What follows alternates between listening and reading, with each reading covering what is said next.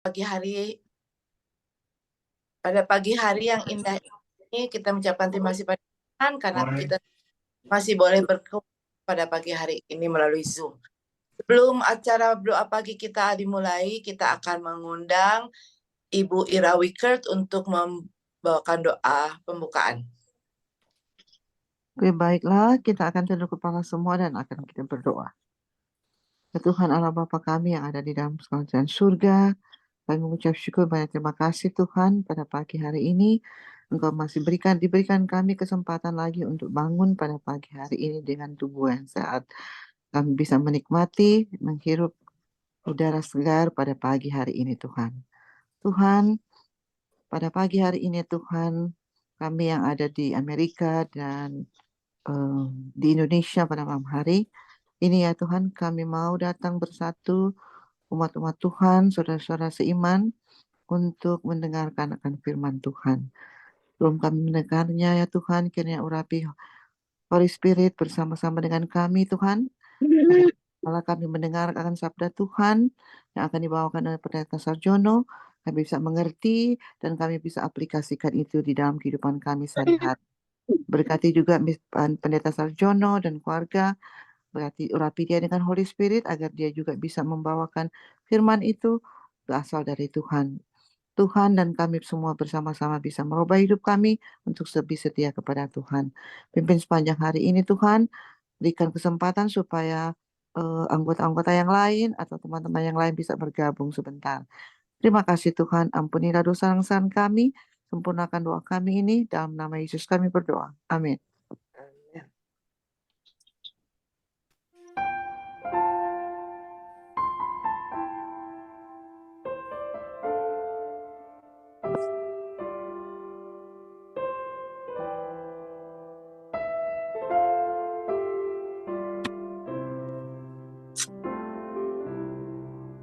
Waktu pagi, ya Tuhanku, dengarlah suaraku,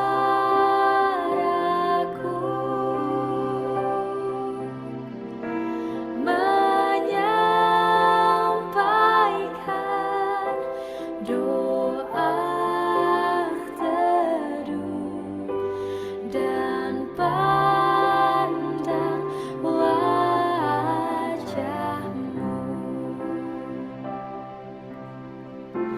Kehadirat-Mu, ya Allah, Yesus Kristus telah naik menghadapkan permohonan segala orang baik yang kasih dan takut Tuhan, beroleh rahmat-Nya, diberikannya perlindungan dalam pimpinannya, dalam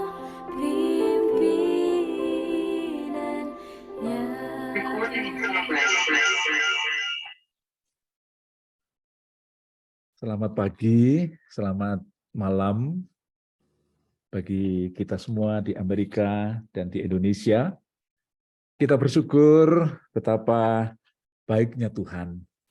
Dan kita saat ini sudah tiba pada hari yang ke-57 dalam tahun 2023. Bapak Ibu, kita kembali saat ini akan merenungkan firman Tuhan dan masih terambil dari kitab Mazmur pasal yang ke-23. Dan kita saat ini akan membahas satu ayat di dalam Mazmur pasal yang ke-23 ayat yang ke-4. Jujur, kalau kita membaca kitab Mazmur pasal yang ke-24, betapa bahagianya hidup kita ini karena kita meyakini di dalam ayat-ayat firman Tuhan ini bahwa Tuhan adalah gembala kita dan jaminan Tuhan tidak akan kekurangan aku. Bahagia sekali bukan? Kita mengikut Tuhan dan janji Tuhan tidak kekurangan apa-apa. Ini sesuatu yang membahagiakan Bapak Ibu.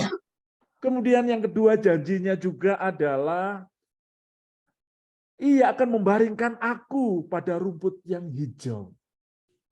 Kalau kita diumpamakan sebagai domba, gembala kita itu sanggup membaringkan kita di tengah-tengah problema dunia ini. Sanggup memberikan ketenangan hati sehingga kita sebagai domba bisa berbaring. Dan berbaringnya itu di rumput yang hijau lagi. Ini adalah kebahagiaan yang sangat lengkap. Kemudian firman Tuhan juga, pengalaman Raja Daud ini mengatakan kepada kita, Ia menyegarkan jiwaku. Jiwa kita pun disegarkan. Dan ada terjemahan yang lain, Dia menghidupkan kembali jiwaku. Luar biasa ayat-ayat ini. Membawa hati sangat tentram. Kemudian ditambahkan, Ia menuntun aku di jalan yang benar. Begitu banyak jalan yang tidak benar di dunia ini. Banyak sekali pilihan-pilihan yang kita bisa pilih. Tetapi Tuhan selalu mengarahkan kita. Inilah jalan yang benar. Yang membawa kebahagiaan. Yang membawa sukacita. Indah sekali. Namun bila mana kita membaca ayat yang keempat, seringkali kita terkaget-kaget, Bapak Ibu. Beda sekali dari dalam ayat yang pertama, kedua, dan ketiga. Ayat yang keempat ini seringkali membuat kita terkaget-kaget membaca akan firman ini. Tetapi inilah kenyataan hidup kita. Dan firman itu katakan demikian. Sekalipun aku berjalan dalam lembah kekelaman, aku tidak takut bahaya. Sebab engkau besertaku, gadamu dan tongkatmu itulah yang menghibur aku. Ini yang sangat mengagetkan. Kenapa di ayat ini muncul lembah kekelaman? Terjemahan yang lain adalah lembah bayang-bayang maut. Sangat mengagetkan bagi banyak orang. Ayat yang pertama, kedua, ketiga, 4 hal yang dijanjikan oleh Tuhan. Pemeliharaan, makanan yang cukup, air yang tenang, jiwa yang dibangkitkan, jiwa yang diberikan semangat, diberikan penghiburan. Sekarang di dalam ayat yang keempat ini muncul lembah bayang-bayang maut. Lembah kekelaman ternyata bisa terjadi di dalam kita. Kehidupan kita sebagai orang-orang yang mengikut Tuhan, Bapak Ibu. Ini yang perlu kita ingat. Di dalam kehidupan kita ini bisa saja terjadi sebagai umat Tuhan. Lembah bayang-bayang maut. Lembah kekelaman itu bisa terjadi. Dan untuk itu bagaimana kita menyikapinya, Bapak Ibu? Inilah kenyataan hidup. Bahwa kita hidup, sekalipun kita ini adalah putra-putri Tuhan, memiliki gembala yang agung, tidak berarti kita bebas sepenuhnya dari masalah-masalah besar dalam kehidupan kita. Ini yang perlu kita garis bawahi dalam hidup. Tidak ada janji Tuhan yang mengatakan kalau kita percaya kepada Tuhan, kalau kita mengikuti juru selamat, kalau kita hidup taat kepada kehendaknya, maka pastilah hidup ini bebas dari masalah hidup atau krisis. Bebas dari masalah-masalah yang barangkali sangat-sangat menggoncangkan kehidupan kita. Karena Mazmur pasal yang ke-23 ayat yang keempat, kita bisa lihat ada bayang-bayang maut, lembah, bayang-bayang maut. Tanpa kita sadari setiap hari kita bangun. Harapan kita apa Bapak Ibu kalau kita bangun? Harapan kita bahwa hari ini akan berjalan semulus kemarin. Kalau bisa hari ini atau minggu ini, kalau bisa semulus minggu yang lalu, kalau boleh malah ada tambahan-tambahan berkat, itu kan harapan kita. Aktivitas kita hari ini tidak jauh dengan aktivitas kemarin dalam pemeliharaan Tuhan. Singkat kata kita berharap hidup ini kalau boleh tidak ada perubahan-perubahan, bahkan kalau boleh penambahan-penambahan lah. Masalahnya adalah kadang-kadang hidup kita itu berubah. Dan kadang-kadang perubahannya itu dalam sekejap loh Bapak Ibu. Perubahan itu bukan pelan-pelan, tapi perubahan itu dalam sekejap loh. Walaupun banyak perubahan-perubahan itu pelan-pelan, tetapi kadang-kadang perubahan itu dalam sekejap. Dan apa yang disebutkan dalam firman Tuhan, sekalipun aku berjalan dalam lembah kekelaman, aku tak takut bahaya. Lembah kekelaman inilah yang terjadi kadang-kadang sekonyong-konyong. Sangat mengejutkan, walaupun beberapa terjadi dalam waktu yang pelan-pelan. Saya akan coba share screen untuk beberapa slide, hanya beberapa slide saya akan tunjukkan kepada kita saat ini. Kita lihat ini Bapak Ibu. 3 faktor penyebab terjadinya lembah kekelaman agar kita tidak terkaget-kaget saat membaca Mazmur pasal 23 ayat yang keempat ini. Faktor-faktor apa saja yang bisa menyebabkan terjadinya lembah kekelaman dalam kehidupan kita? Sekalipun kita mengikuti Tuhan, sekalipun kita adalah umat Tuhan yang setia, jangan kaget bila mana lembah kekelaman ini terjadi karena firman Tuhan telah mengatakannya. Namun kabar baiknya adalah ada jalan keluar tentunya. Yang pertama adalah bencana alam. Itu bisa menjadi lembah kekelaman loh. Orang lain bisa menjadi lembah kekelaman loh, atau diri sendiri loh. Mari kita lihat satu persatu.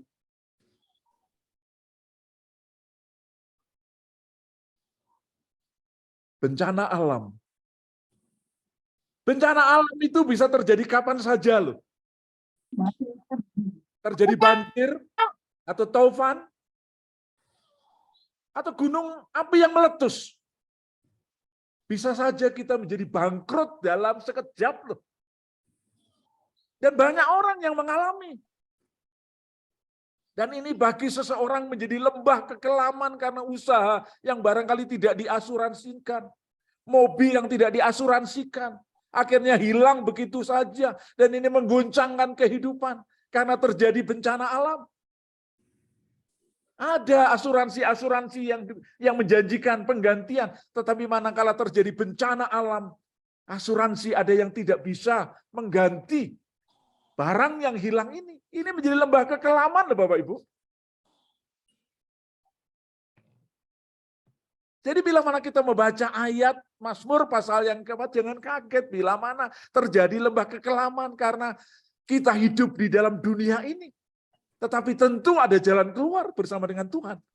Yang kedua adalah orang lain. Salah satu fakta dalam kehidupan yang kadang-kadang mesti kita hadapi adalah kita harus menjadi korban perbuatan orang lain loh Bapak Ibu. Ada orang yang harus kehilangan harta yang berharga karena barangkali perampokan. Atau barangkali ada sopir mabuk yang menabrak kita, mobil kita peyok, dan barangkali tidak diasuransikan, hancur. Orang mabuk.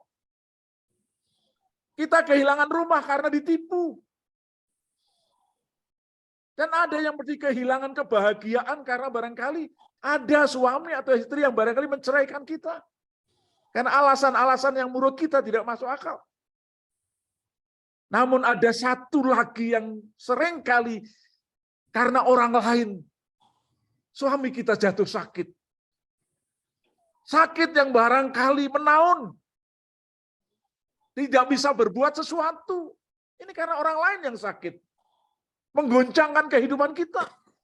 Atau kadang-kadang malah kematian pasangan kita, Bapak Ibu. Kematian pasangan kita membuat kita ini menjadi tidak berdaya. Kita menjadi tidak siap secara emosi dan keuangan. Ini adalah lembah-lembah kekelaman yang bisa saja terjadi. Dan inilah yang disebutkan dalam Mazmur pasal 23 ayat yang keempat ini. Dan lembah kekelaman itu bisa juga terjadi oleh sebab karena diri kita sendiri penyebabnya, Bapak Ibu. Ada kalanya oleh perbuatan kita sendiri maka kita harus menanggung kehilangan besar. Oleh sebab itu kita harus berhati-hati. Sekalipun di tengah-tengah kehati-hatian kadang-kadang bisa saja terjadi. Seringkali karena kita tidak menjaga batas dalam hidup ini. Rumah kita ini dibatasi dengan pagar. Orang kalau memasuki pagar kita harus izin. Kalau tidak izin kita bisa laporkan polisi karena mereka telah melewati batas. Apalagi dia mencurigakan. Dan kalau kita tidak menjaga batas seringkali terjadi juga perselingkuhan. Dan akibatnya apa? Keluarga kita menjadi berantakan. Anak-anak kita ada yang menjadi memberontak. Dan bahkan ada sebagian yang harus kehilangan keluarga. Ini harus diatasi. Ini adalah lembah kekelaman. Ada pula yang salah bertindak. Kita salah bertindak, Bapak Ibu. Ada banyak pilihan. Pilihan kita itu bukan karena dituntun oleh Tuhan. Pilihan kita adalah pilihan yang tidak sesuai dengan pilihan Tuhan. Ada orang yang salah bertindak. Baik kepada tetangga, teman kerja, atau sesama. Bahkan kepada istri. Bahkan kepada suami dan harus mendekam dalam penjara. Yang rugi siapa? Bukan kita saja.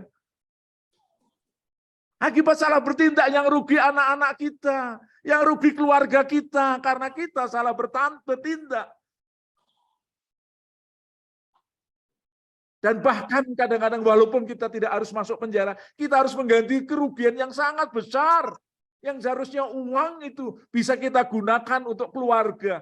Harus kita bayarkan karena tindakan-tindakan kita yang tidak sesuai dengan aturan hukum yang ada. Ini adalah lembah kekelaman, Bapak Ibu.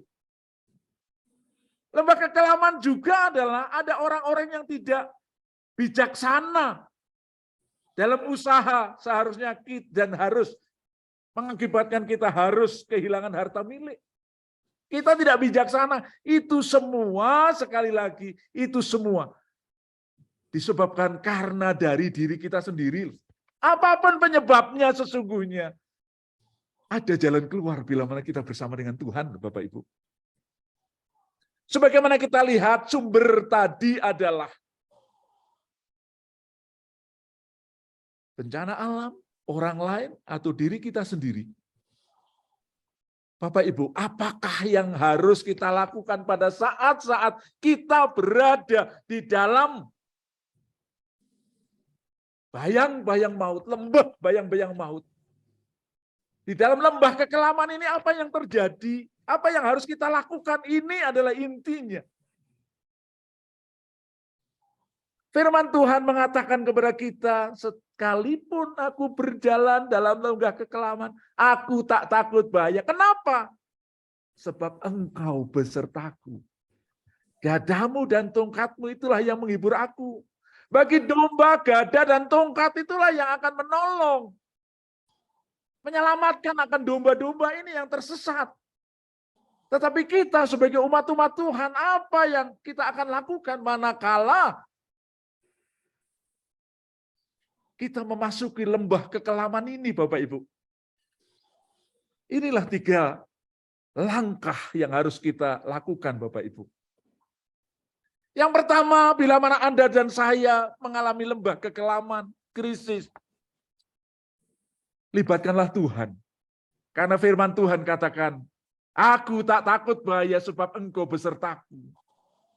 Kita libatkan Tuhan dalam menyelesaikan setiap masalah ini, Bapak Ibu. Dengan rendah hati kita koreksi, introspeksi, apa sih penyebabnya? Bersama dengan keluarga kita saling mengoreksi, apa sih penyebabnya? Mari tetap rendah hati, sehingga ada selalu jalan keluar bersama dengan Tuhan. Di dalam menghadapi krisis, jangan jauhkan diri kita dari Tuhan. Karena seringkali krisis malah menjauhkan kita dari Tuhan, karena kita kecewa kepadanya. Kita menjauhkan dari keluarga kita karena kita kecewa dengan keluarga kita. Tetapi jalan pemecahan melalui ayat ini adalah libatkan Tuhan. Semakin dekat dengan Tuhan, kira-kira begitu. Dan yang kedua adalah rapatkan barisan.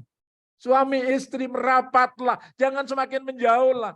Saya sudah sempat ceritakan pada waktu yang lalu. Kematian anggota keluarga, khususnya kematian anak. Bagi suami istri, kalau anak itu masih kecil, seringkali setelah kematian itu duka selesai, maka saling menyalahkan, bukan merapatkan barisan. Malah duka itu menyebabkan kita saling menyalahkan. Seharusnya kamu menjaga anak, seharusnya. Suami katakan, istri katakan, seharusnya kamu. Bukan merapatkan barisan, tetapi itu akan malah membuat hubungan semakin jauh dan semakin jauh. Dan betapa banyak setelah anak meninggal perceraian terjadi. Jalan pemecahannya adalah rapatkan barisan. Semakin erat hubunganmu. Ini Bapak Ibu. Rapatkan barisan.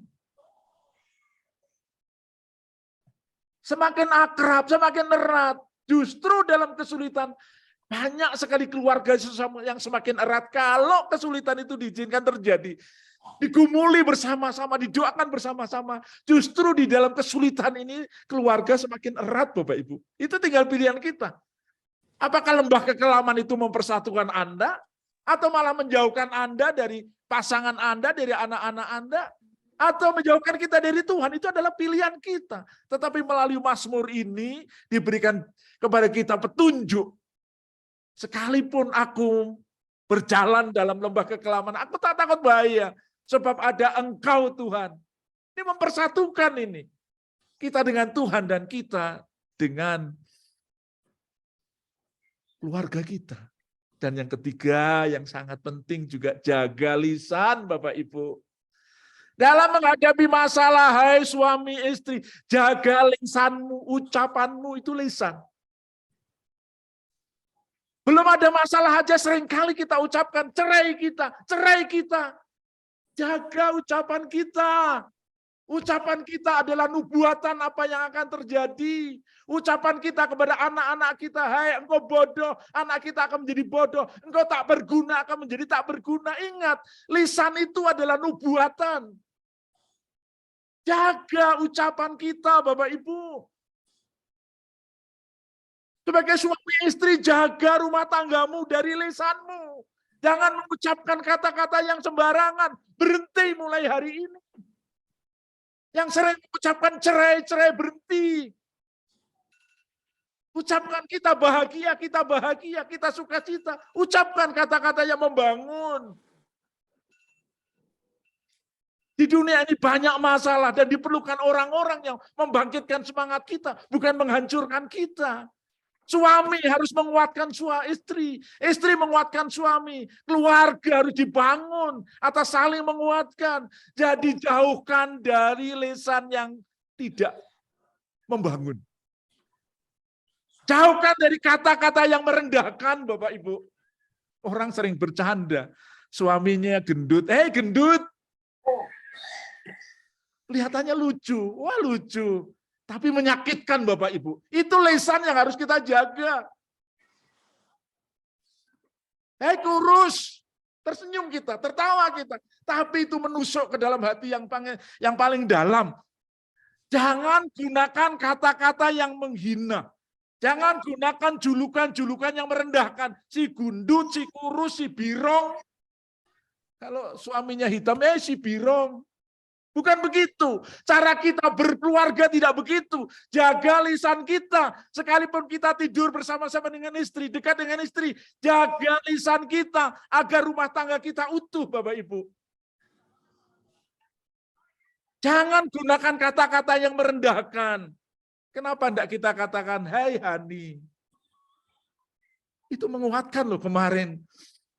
Saya diminta berdoa, tapi pada waktu mau berdoa itu saya lupa. Saudara Tony mengatakan, tolong doakan supaya istriku tetap bertambah cantik. Bapak Ibu, segombal apapun pujian kita kepada pasangan kita itu bermanfaat. Segombal apapun sekali lagi. Makanya ada rayuan gombal. Tetapi segombal apapun itu akan menolong pasangan kita. Jangan ucapkan kata-kata yang merendahkan. Jangan ucapkan julukan-julukan yang merendahkan.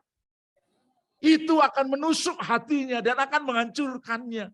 Kenapa kita tidak katakan, hai sayangku, hai cantik, kok pagi ini kamu begitu cantik ya?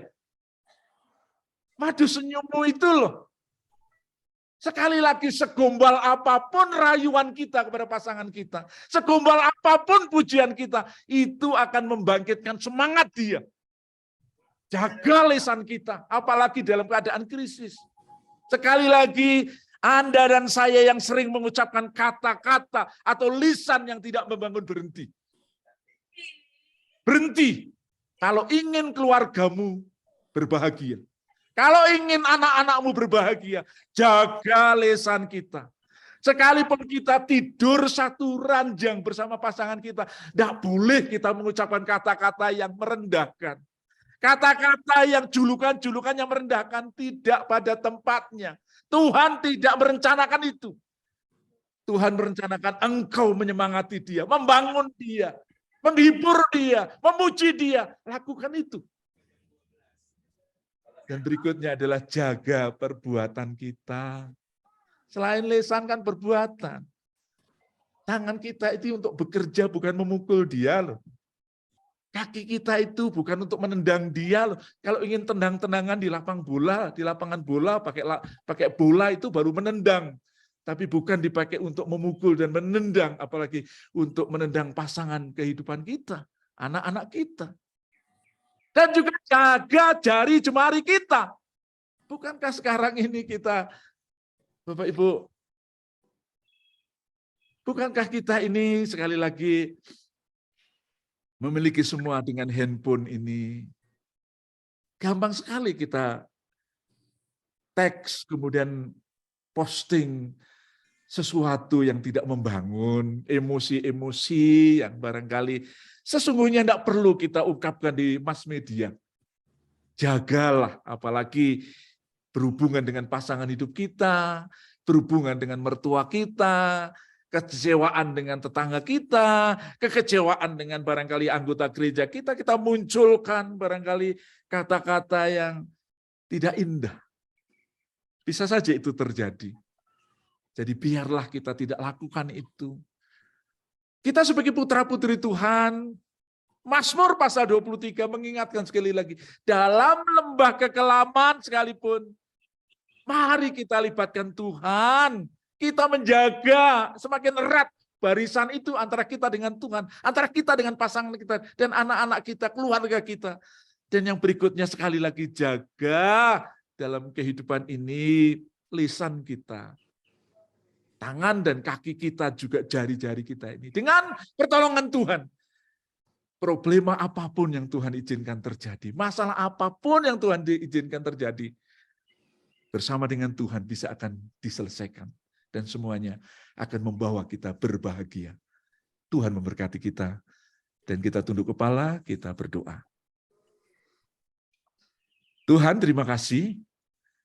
Engkau menjanjikan sekalipun kami berjalan melalui lembah kekelaman, domba-dombamu tidak takut bahaya karena Engkau berserta dengan kami. Untuk itu tolong kami Tuhan, agar kami hidup bijaksana dalam kehidupan ini. Dengan mengandalkan Tuhan, maka segala lembah kekelaman yang Tuhan izinkan terjadi akan dapat kami lewati bersama dengan keluarga kami, akan bisa kami lewati bersama dengan pasangan hidup kami bisa lewati dengan anggota jemaat kami bersama-sama, dan pada akhirnya sukacita itu akan menjadi bahagian kami. Bahkan kami akan menjadi umat Tuhan yang selalu bersukacita karena penyertaan-Mu itu. Terima kasih dalam nama Yesus. Amin. Amin. Amin. Thank you, Pendeta. Amin. Terima kasih, Amin. Thank you. Jono. Amin. Amin. Amin. Bagus-bagus sekali ini Pendeta punya khotbah. Oke, terima kasih banyak Pendeta Sarjono untuk firman Tuhan pada pagi hari ini yang sudah sangat menguatkan kita semua. Tiba saatnya kita akan masuk ke dalam ruang doa. Kalau masih ada doa-doa yang akan disampaikan, kami persilahkan.